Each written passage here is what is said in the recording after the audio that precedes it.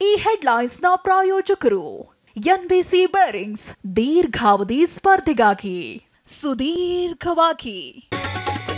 ದಕ್ಷಿಣಕ್ಕೆ ಅನ್ಯಾಯವಾಗ್ತಿದ್ರೆ ಪ್ರತ್ಯೇಕ ರಾಷ್ಟ್ರ ಕೇಳಬೇಕಾಗುತ್ತೆ. ಬಜೆಟ್ ಬಳಿಕ ವಿವಾದದ ಕಿಡಿ ಹೊತ್ತಿಸಿದ ಡಿಕೆ ಸುರೇಶ್. ಹೇಳಿಕೆ ತಪ್ಪಾಗಿ ಅರ್ಥೈಸಲಾಗಿದೆ ಎಂದ ಡಿಸಿಎಂ.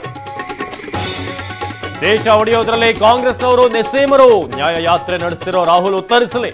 ಸಂಸದರ ವಿರುದ್ಧ ಬಿಜೆಪಿ ವಾಗ್ದಾಳಿ.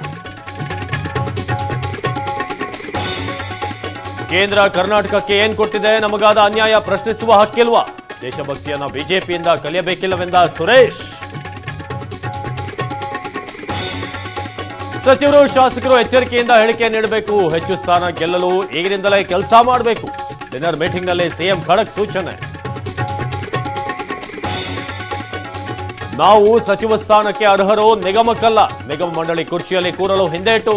ಮಿನಿಸ್ಟರ್ ಪಟ್ಟಕ್ಕಾಗಿ ಸಿಎಂ ಡಿಸಿಎಂ ಎದುರು ಡಿಮ್ಯಾಂಡ್. ಜಾರ್ಖಂಡ್ನಲ್ಲಿಂದು ನೂತನ ಸಿಎಂ ಪ್ರಮಾಣ ವಚನ. ಸರ್ಕಾರ ರಚನೆಗೆ ಚಂಪೈಗೆ ಆಹ್ವಾನ.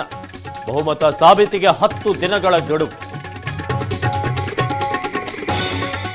ಟಿಪ್ಪು ಭಾವಚಿತ್ರಕ್ಕೆ ಅಪಮಾನ ಪ್ರಕರಣ. ರಾಯಚೂರಿನಲ್ಲಿ ಓರ್ವ ಆರೋಪಿಯ ಬಂಧನ. ವಿಚಾರಣೆ ವೇಳೆ ತಪ್ಪೊಪ್ಪಿಕೊಂಡ ಆರೋಪಿ.